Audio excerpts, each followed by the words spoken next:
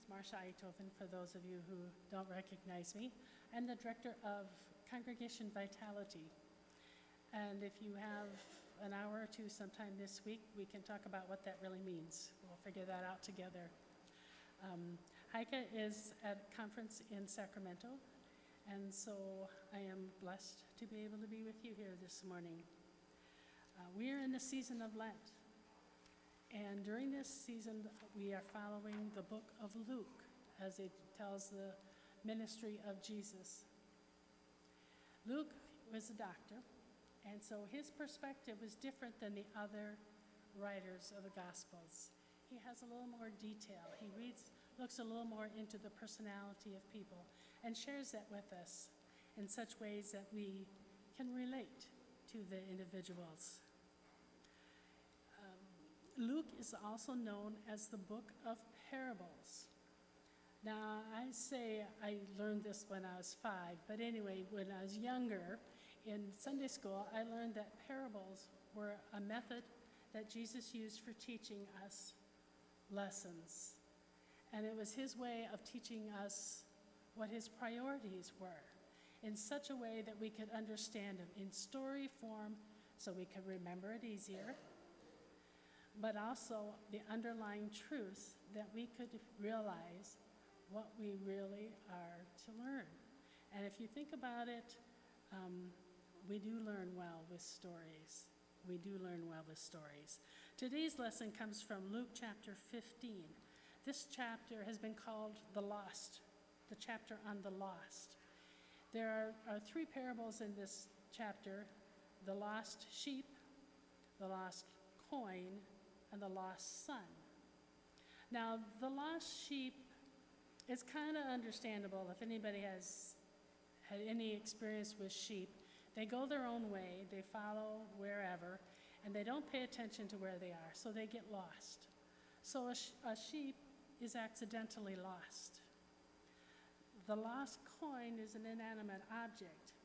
It was accidentally lost, but the person had an idea of where to find it. We've all been in that spot. You know, I put this right here, and you hunt until you find it.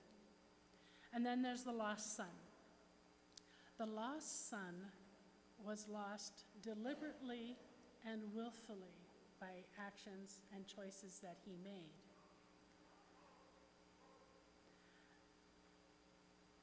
You may wonder why Jesus told these stories about loss.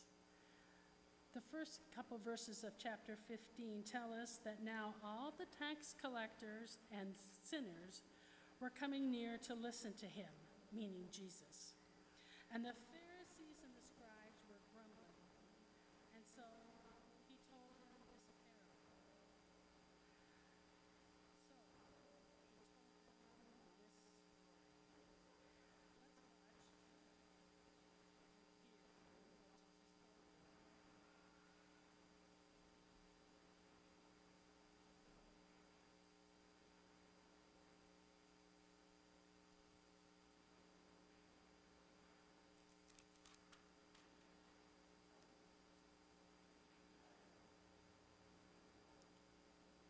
So Jesus said, "A certain man had 2 sons. The younger son came to his father and said, 'Father, give me my share of the inheritance.' Then the father divided his estate between the sons.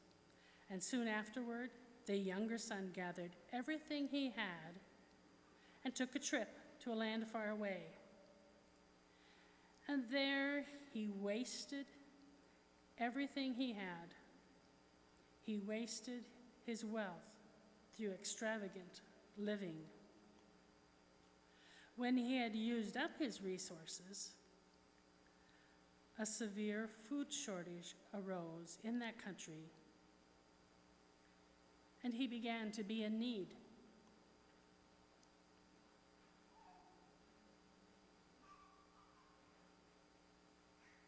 He hired himself out to one of the citizens of that country, who sent him into his fields to feed pigs. He longed to eat his fill from what the pigs ate, but no one gave him anything. When he came to his senses, he said, "How many of my father's hands have more than enough food, but I'm starving to death. I will get up and go to my father and say to him, 'Father, I have sinned against heaven and against you. I no longer deserve to be called your son. Take me on as one of your hired hands.' So he got up and went to his father. And while he was still a long way off, his father saw him and was moved with compassion. His father ran to him, and he hugged him and kissed him. Then his son said, 'Father, I have sinned against heaven and against you. I no longer deserve to be called your son.' But the father said to his servant, 'Quickly, bring out the best robe and put it on him. Put a ring on his finger and sandals on his feet. Fetch the fatted calf and slaughter it. We must celebrate with feasting, because this son of mine was dead and has come back to life. He was lost and is found.' And they began to celebrate.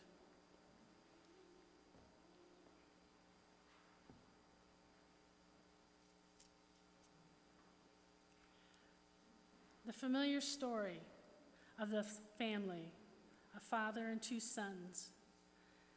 As the story begins, we have a progression. A younger son who began a pilgrimage, and his first step, which often is in dire situations, is rebellion. He asked and received for his share of his inheritance, which is rather unusual. An inheritance comes after the death of someone, not before. But he demanded his share, and his father gave him that. And the steps that follow are not all that difficult for us to imagine. He left the safety of family and home. He traveled to a distant land and wasted his resources. Not surprising, his new friends disappeared when his money was gone. The next circumstance was beyond his control. Famine came to the area, and he had no one to help. He was hungry. He was in need, and he felt alone. He was so desperate, he even took on the job of feeding pigs, which is one of the lowest jobs someone of Jewish descent would even consider. He did not receive any other help from anyone else. This set of circumstances is not unfamiliar in our world. People are in places not familiar to them. Some of the circumstances were of their own choice, their own decisions, like the younger son. We do not always make wise choices, same as the son, as he wasted his resources. And there are circumstances that are beyond our control, like famine, hurricanes, and flood, as the famine in this story. The younger son did not think he had a place to turn for help to supply his basic human needs.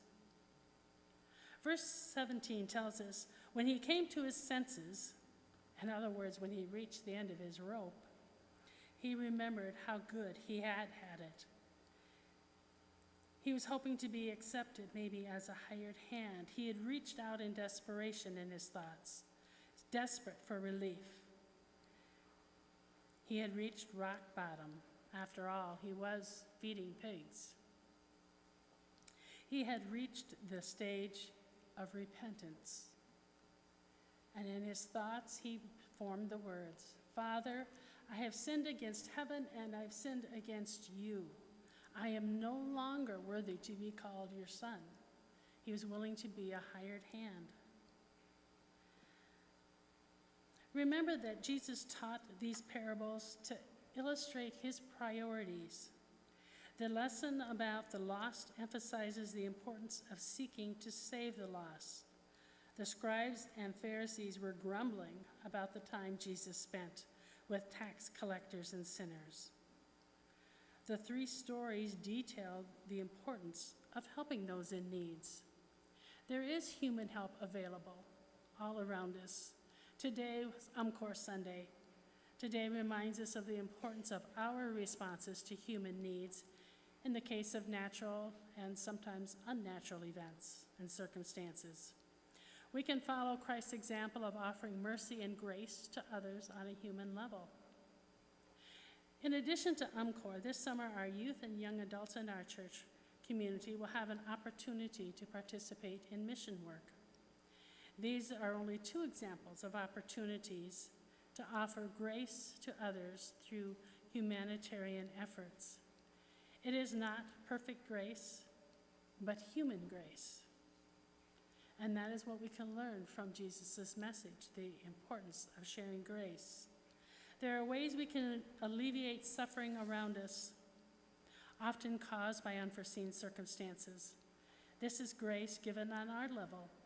The younger son did not receive a means of grace in his current circumstances, so he was now seeking a higher form of grace. The son was lost, but then was found. Jesus taught us in Luke 19:10, "For the Son of Man came to seek out and to save the lost," a higher form of grace. On his journey home, the younger son was in his repentive stage.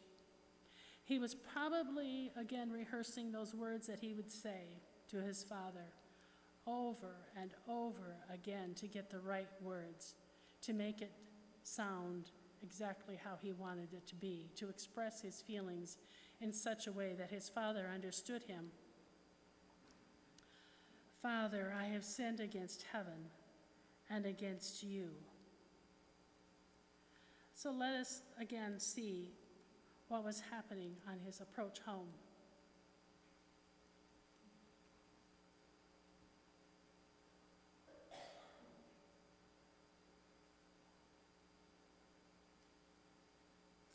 So the father was waiting and watching for his son to return. When the father hugs his son, and the son still again says, "Father, I have sinned against heaven and against you." And the father continues in his hug. The father was waiting and watching. When I am called home, I envision Jesus waiting for me there, and him grabbing me, hugging me, embracing me.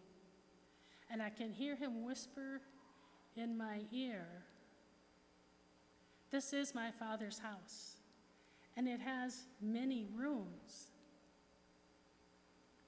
If it were not so, I would have told you.